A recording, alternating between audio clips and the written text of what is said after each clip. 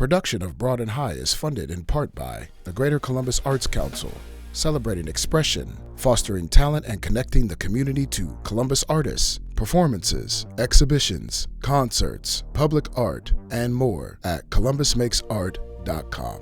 From these contributing sponsors and viewers like you, thank you. This time on Broad and High, we travel to Zanesville, Ohio and talk with 4 artists who live and create there. From figurative sculpture to mixed media collage and everything in between, Zanesville has an ever-growing and talented artist colony that dates back almost 20 years. This and more right now on Broad and High.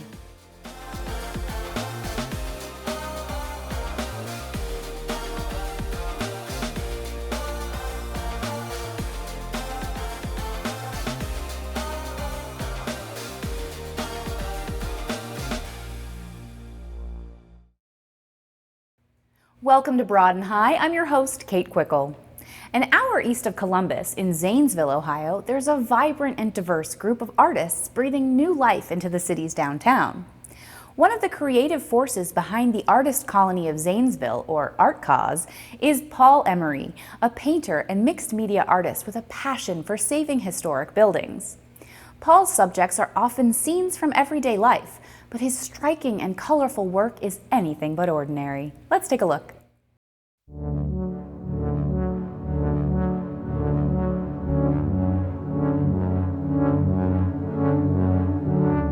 The artists that I love the most are the Impressionists and the German Expressionists. So that's one of my inspirations, and I'm somewhere between that and representational painting. And I think it fits real well with my subject matter because people can identify with it and they don't feel like it's outside of their realm of understanding.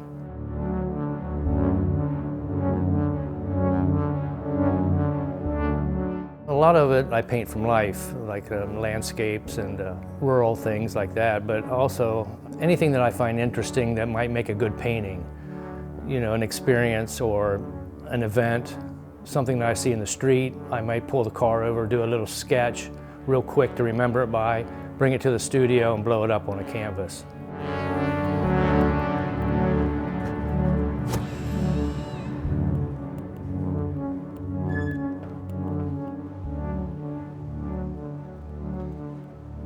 When I was in undergraduate school, I made a lot of collages and constructions, mostly Cubist collages from the Cubist period. And then when I went to grad school, I met a painter that did figurative painting, and I got excited about painting again, so I started doing figurative paintings. And now I'm kind of heading back where I started with gluing down things again and making constructions and collages again in combination with paint.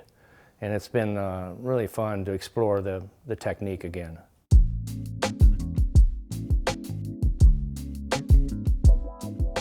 This photograph is where it started. It's from White Cottage, where I grew up. And then I noticed I've been thinking about and taking drives through graveyards, and I decided, well, this would be a great graveyard, and I would have so much fun. I mean, I've got paintbrushes. I did have a paintbrush. Just odds and ends, and it just seems interesting and poetic to me that, you know, the steps to the church, taking the steps as we do through life.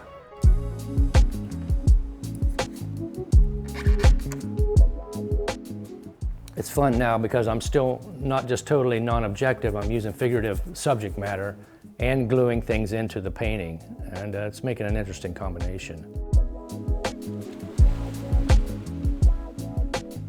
A lot of them now are about the problem of trash and plastics, and I think it's fun as an artist and exciting to express problems we have that need to be dealt with, and we know we have them, but now with plastic and trash everywhere, I'm picking stuff up and thinking about my next piece and maybe making paintings out of trash completely in the future. Chunks of plastic and anything I find on the street that can be worked in. One thing I like about the area that I'm painting about, I know it so well. And you can see that in my work. You can see the interstate that I painted here from one of the bridges. You can see some of the farms, some of the people, and some of the situations that I've experienced. I am telling stories in my paintings, and of course I exaggerate to make them more interesting. That's part of being an artist, is the exaggeration for the emotional impact. I've been here in Zanesville since about 1985, after I got out of grad school and out of the Army. And I guess I got addicted to the old buildings here. I had a studio down here, and it's been torn down since, but then I started buying buildings. I just love putting old buildings together, and while I'm putting the buildings together, I'm working on paintings at the same time. So that's how it kind of evolved. And then I started asking painter friends to come and join me, because I felt like I was sort of alone here, and I needed more help to save the buildings. So eventually I started recruiting other artists that I met in schools, and Mike Seiler's one of them, but there's a whole variety of painters here and sculptors, traditional, modern, postmodern. So now we have quite a group, and I'm really proud of it.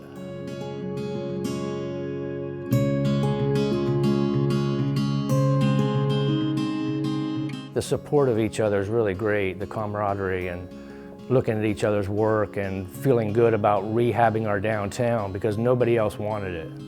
And it's beautiful that the artists always seem to come into a neighborhood like this, see the potential and imagine what it can be, and it all starts with imagination, and build it up to where it is now.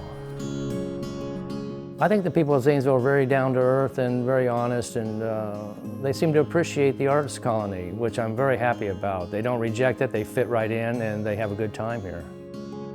I think when they look at my work, they'll identify some aspect of their own life that they relate to, and they'll ponder it and hopefully think about it more often and come back again and look again and still stay interested in it. When you make a good painting that you think is good, it gives you a sense of purpose, and it makes you feel good about your destiny or what you're going to do with yourself.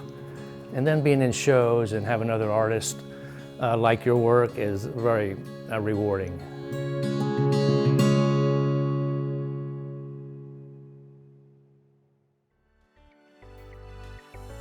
To see more of his work, check out paulemery.com.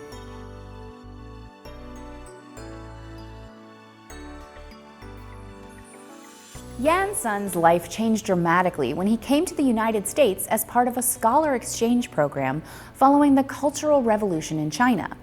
And for the last 30 years, he's been painting, teaching, and sharing his story in order to challenge the negative portrayal of America he learned in his youth. Yan grew up in China during the Communist Revolution. As a child, he was refused an education and faced intense discrimination. During his teenage years, the government separated Yan Sun's family, and he was forced to work in a coal mine. During this dark time, Yan Sun discovered art.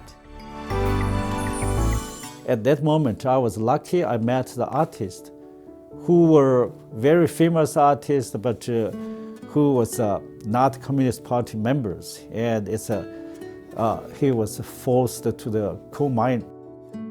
His small studio has a special smell. What kind of smell? Linseed oil and the brush and the color. So, wow, this is my way. At that moment, I think, okay, probably I don't want to be a doctor because doctor can get a lot of money. I know, survive, but I like art. I just use a pencil, I use a brush and drawing every day. I'm very interested about the American culture, and not just in the 21st century, 20th century. I want to go back to the couple of hundred years ago, and I want to know more about the Western. I want to know what had happened in Ohio. That's why when I find the good subject matter of Ohio and American India, and I focus on the different life, and most tribals, they have the old men. They have a great power. They were leader, and they give a story. And the story not just write down. They give just talk about story and history. What is this generation? What is next generation? For this, it's the same. The young girls, they like to go back. They want to find the root of their culture. I like to use oil because of oil color. You just see a big brush or small brushes. The big brush can represent the feelings of the emotion. For example, And I did never mix too much. I mix, for example, this is my style. Just make this. You can see some colors and same brushes. You can use a different color, but big brush. Do not mix too much. Look this. Yeah, you can find how nice. But when you stand far away, this red color and mixed color, it's just to give you another fresh impression. In the 19th century, Monet and the French artists, they use the same style, and they represent the very good trees. The tree, remember that the tree is not green. Even that one is real is green, but you cannot use green to represent the green. You need to use some blue, yellow, or black and white to represent the green. The style depends on the subject matter. For example, this you cannot use a big brush because they have a stream, they have detail, they have paper, and you need to use the small brushes and many layers. Or for the landscape, the trees or leaves shaked, you cannot use that one. You need to use a big brush, just like an impression.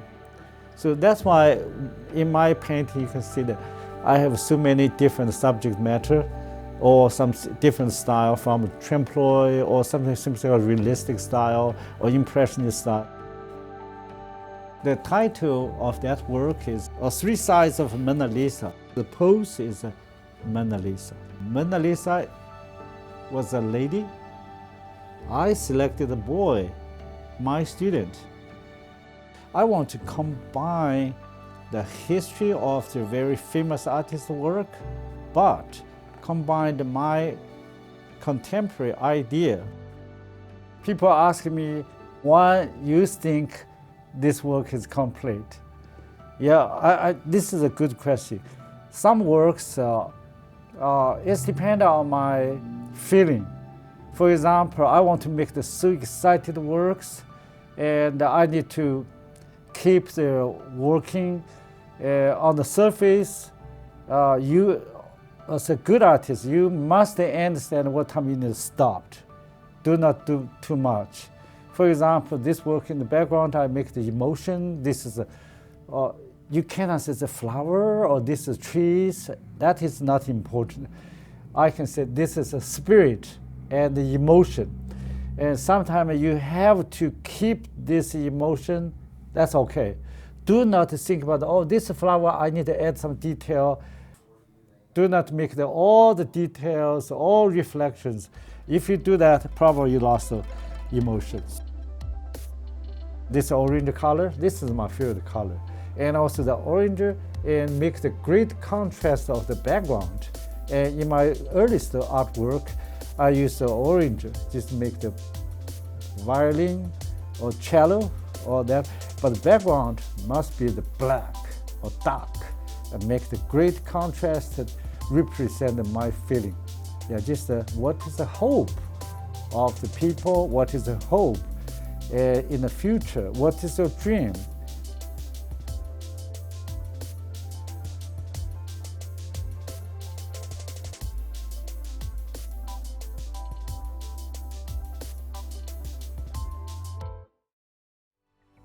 To see more of his incredible paintings, check him out at yansun.us. The first time he touched clay, Alan Cottrell discovered the creative medium he'd spent years in search of. Since 1990, he's sculpted and cast hundreds of statues that can be found throughout the world. We met up with Alan in his studio, where he discussed his passion for capturing human emotion through enduring statues.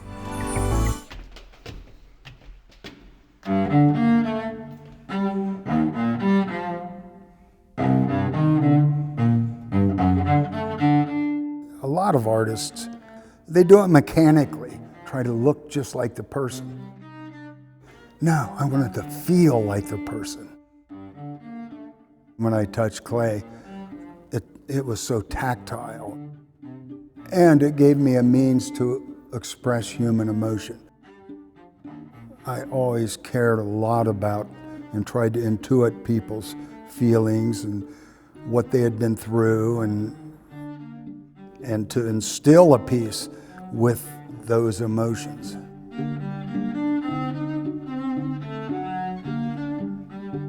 I sculpt because of human emotion, and that's what I try to convey.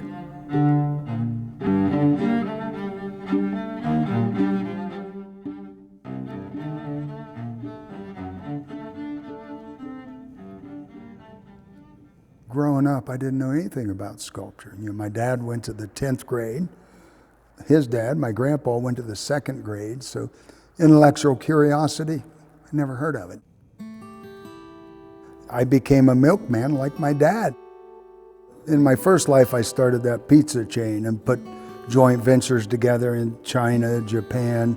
I went to India. For a poor country boy, that pizza business was a way to elevate my social station, but it didn't feed my soul. California, University of Pennsylvania. My buddies were all professors there. I built a corporate headquarters and I bought all original art. Some of it's on the walls here. I met the artists and started hanging out with them, and I realized that we were simpaticos. We were alike, and I'd been characterized in the press often as a creative entrepreneur. I don't know, I just was what I was. But I didn't realize that I had that creative energy and gene and a passion for creating. The first time I touched clay, I had discovered the mistress I had traveled the world in search of.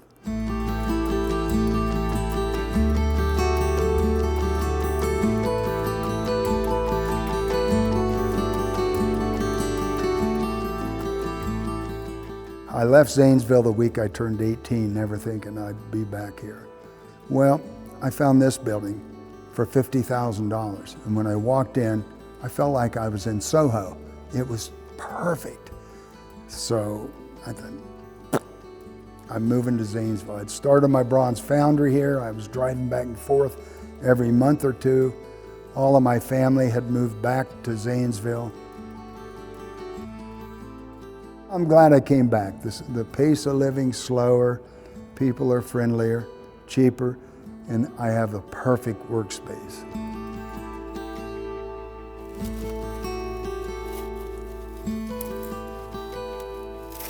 I have a theory that in reading biographies of great artists, a person can only ever put as much passion into a piece as they have themselves. It's rare to be able to achieve that, but that's the most you can put in. Having worked through a lot of pain in childhood and young adulthood, I love to put some of that in. And I will do that instinctively, so sometimes I have to ratchet that back. But it helps a lot with my coal miner statues, with my military statues, anybody that's been to war and seen the things that they've seen. If you see photographs of them, you can just see that pain etched in their face, the stuff they've seen. My painting buddies would ask, okay, you can save one painting if there's a fire. What one do you save? Well, mine would have to be my wife and my tombstones behind me, because it's a tribute to her. She's a daggone angel, and it's a tribute in the broader sense to long-lasting love. And I study a lot the science of human pair bonding. You have to be incredibly fortunate to have the kind of pair bonding that she and I have.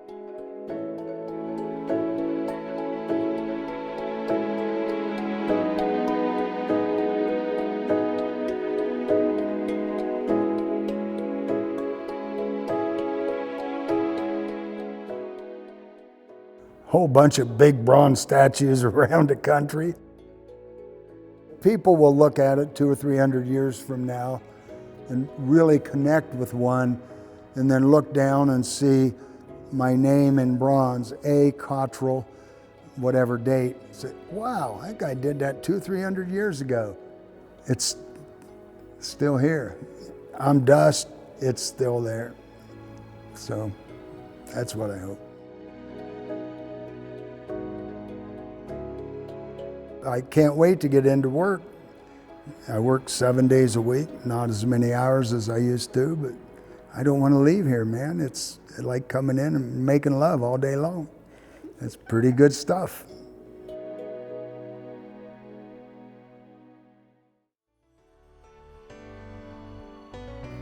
To see more of his work, check him out at alancottrell.com. Susan Stebbins is an artist whose creative energy manifests in extensive travels and extraordinary artwork. Her pieces are prone to a variety of textures, layers, and the occasional incorporated quote.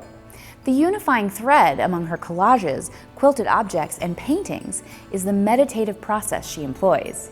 Let's learn more about this artist who calls the Art Loft her creative home.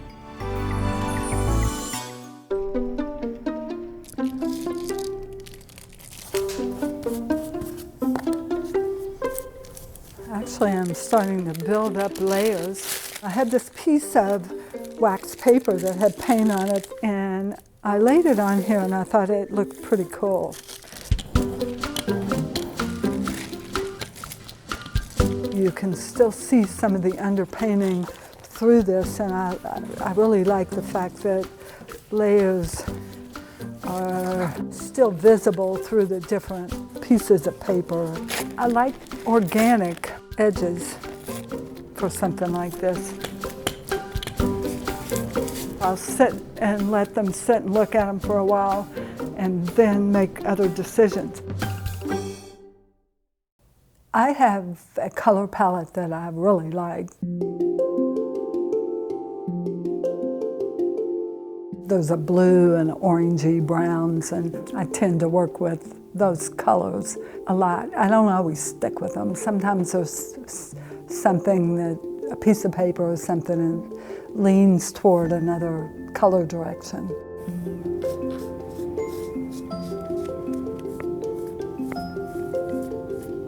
I like texture, I like the layers, I like incorporating transparent and translucent things together. I got that in Venice. If you look around, there's all kinds of amazing paper. Some of it has designs, textures. I like to pull things out of maybe the trash or whatever and repurpose them into something.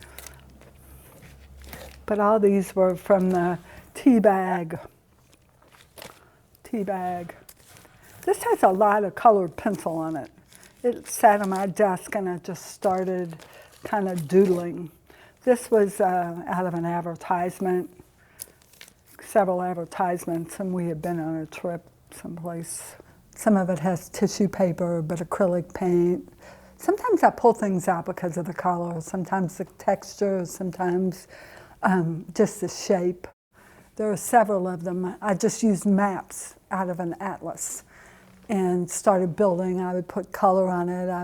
I had some photographs that I had taken, and I cut those photographs up and incorporated pieces of the photographs. The quote, "A journey of 1,000 miles must begin with a single step." A lot of times I incorporate quotes, and the quotes add a different, they pull in another aura maybe. I have other projects that I've started, the quilts up here.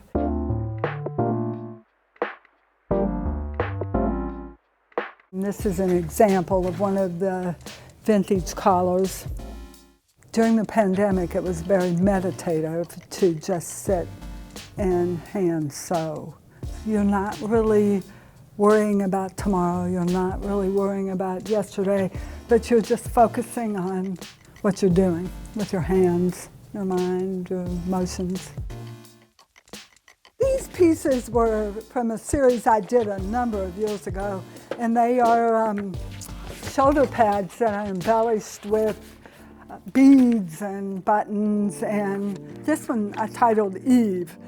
And all of these pieces I added fishing weights and the shoulder pads, so that kind of represents the weight women have on their shoulders. There's quite a community of artists here, and that's been really especially nice for me because not being from Zanesville, but there's incredible generosity and creative energy that's really nice to share.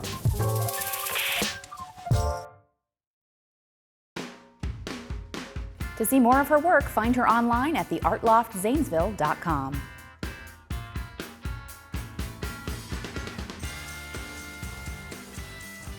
Well, that's our show. Remember, you can find all of our stories online at wosu.org as well as on our YouTube channel.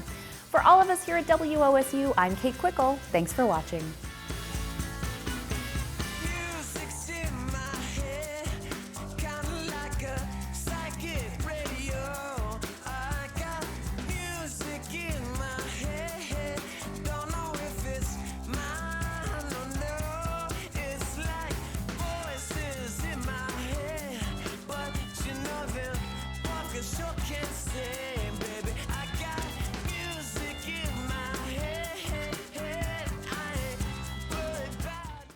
Production of Broad and High is funded in part by the Greater Columbus Arts Council, celebrating expression, fostering talent, and connecting the community to Columbus artists, performances, exhibitions, concerts, public art, and more at columbusmakesart.com.